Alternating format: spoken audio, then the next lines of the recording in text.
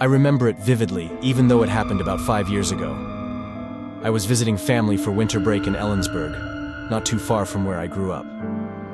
Now, my aunt's house always had this cozy vibe, but that day, things took a turn for the strange. I was just heading to the bathroom on the second floor when I spotted my little cousin April sitting on the stairs. April was a bundle of energy, always up to something. She had this habit of making funny faces, and there she was, doing just that on the stairs. Curious, I asked her what she was up to, and she hit me with the strangest response. "I'm copying the lady with the braid," she said. Now, I looked around, thinking maybe there was someone else there, but it was just me and April, so I asked her, "Where's this lady you're talking about, April?" And without missing a beat, she pointed to a beam running parallel to the stairwell. That made me pause for a moment, I have to admit. Trying to play it cool, I asked, "What's the lady doing?" And what April said next made me raise an eyebrow. "Making funny faces," she replied.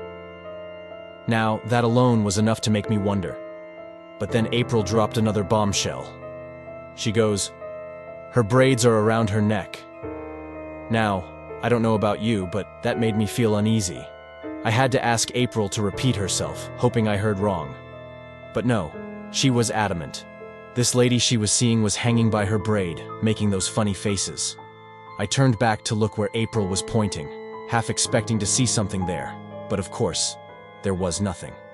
Just an empty space. And to top it off, April started mimicking this face, which, looking back, I realized was someone gasping for air. Needless to say, I hightailed it out of there pretty quick, carrying April with me, feeling a little spooked to say the least. It's one of those moments that sticks with you, you know? Even now, I can't shake the feeling that maybe, just maybe, April saw something we couldn't explain.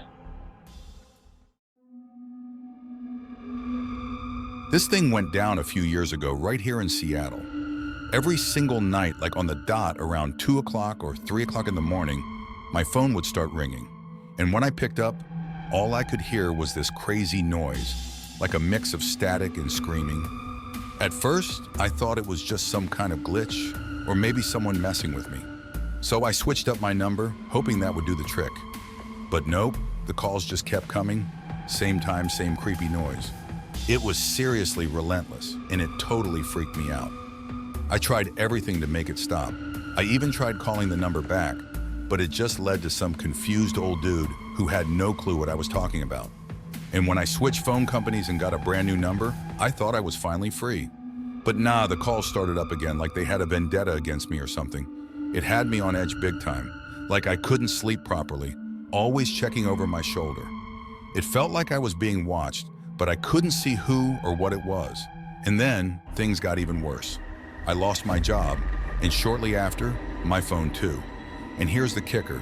Once I didn't have a phone anymore, the calls just stopped. Like they knew I didn't have a phone to pick up anymore. But then, out of nowhere, my mom gets this freaky message on our home phone. And when I heard it, I got major chills. It was the same static, the same screams. I was totally freaked out. But I had to try calling the number back one more time just to see what would happen. But this time, all I got was a message saying the number was disconnected. And just like that, the call stopped, leaving me totally baffled. To this day, I still can't explain what happened or why. But one thing's for sure, it was one of the most unsettling experiences of my life. Back when I was a kid growing up in Tacoma, I had this imaginary friend, but he wasn't your usual imaginary buddy. No, this guy lived inside this massive antique dresser we had in our house. Weird, I know. But to me, it was just normal. I'd spend hours hanging out with him, chatting away and listening to his stories. The funny thing is, I can't remember a single one of those stories now, but back then, they felt so real. One day, I decided to spill the beans to my parents about my dresser buddy. My dad, who was often away on trips, seemed pretty intrigued. He wanted to know everything, even the guy's name. I told him it was something simple, like Georgie, but when I saw the look on my dad's face, it was like he'd seen a ghost. He didn't say much, but the next day, he and my uncle, my dad's younger brother, took that old dresser out and burned it. I didn't get why they were so freaked out at the time, but looking back, it gives me chills. See, turns out my uncle had the exact same imaginary friend with the same name, living in the same dresser. And just like me, he had to deal with some weird stuff. Night terrors, sleepless nights, you name it. Eventually, it got so bad that they had to move him out of that room altogether before he could get some peace. It's one of those stories that makes you wonder, you know? What was really going on with that dresser, and who, or what, was Georgie? I hope you found these stories as chilling and unsettling as I did. It's a stark reminder that sometimes reality can be stranger and more frightening than fiction.